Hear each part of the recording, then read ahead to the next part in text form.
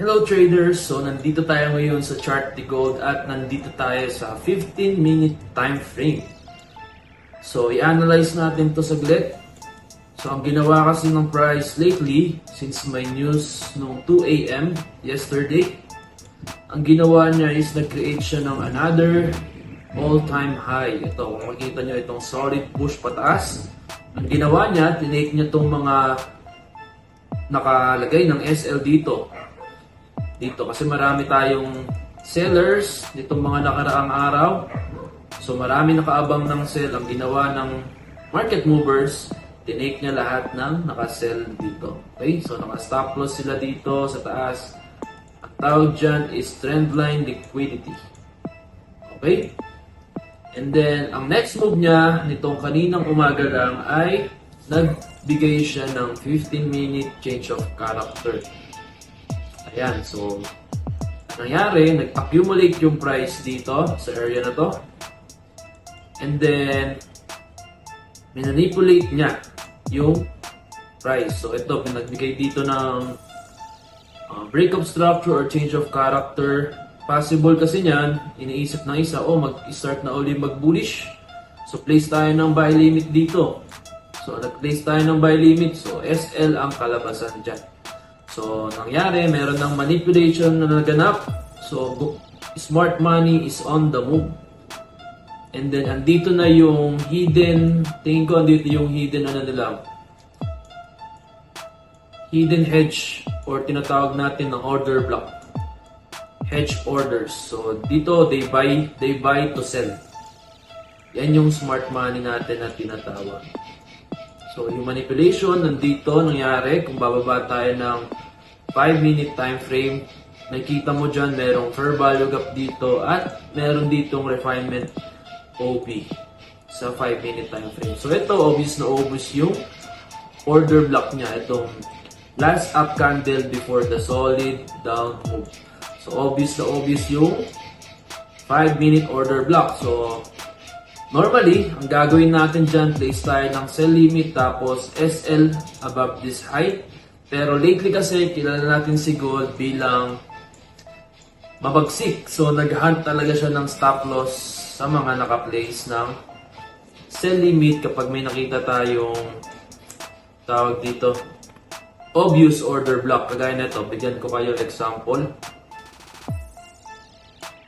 Eto, meron tayo nakitang boss dito sa time frame na to. Diba dito yung order block? Ang ginawa natin, kung saan karamihan nagpe-place ng stop loss yung mga traders, dun tayo mag-entry. So, ayan, ayos yung entry natin dito. Above this high, kung saan lahat naka-place ng stop loss, dyan tayo mag-entry. And then TP, dito lang sa fair value gap. So, identify muna natin yung trend. Ang trend niya is sa lower time frame is bearish. Since nagbigay na siya ng 15-minute change of character, possible mag-start na yung retracement niya pababa dito sa 50% ng FDG. Okay? So, ang gagawin natin, pwede ko kayong bigyan ng dalawang entry level. Pero sukatin muna natin sa Fibonacci. So, possible dito ko kayo bigyan ng isa para hindi maiwanan ng price if ever na mitigate na lang then continue pataas. Tapos yung SL siguro mas malaki, magiging 80 pips.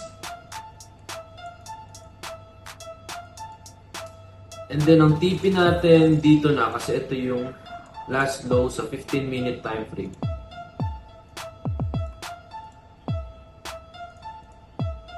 Ayan. Kasi ang order flow niyan sa 15-minute ay bearish. So kung mapapansin nyo, drawing lang natin saglit. Gulayin natin to.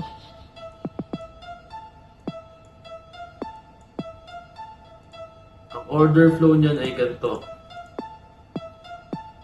Ayan. Possible ganyan na, tapos bibigyan tayo ng break of structure sa 15 minute. Pero dahil ang pinaka-trend niya is bullish, di pa rin po ito sigurado kasi sa daily time frame, bullish po siya, tsaka sa 4H time frame. Ayan, meron solid push pataas na nangyari. Kaya proper lot size lang if magpo-follow kayo sa signal na ito, okay? So, dalawa yung choice dyan. Isang 80 pips SL tapos 5-minute order block. At isang sniper entry. And then gawin nating 50 pips SL. Yan, 51 pips. Tapos TP dito sa ilalim.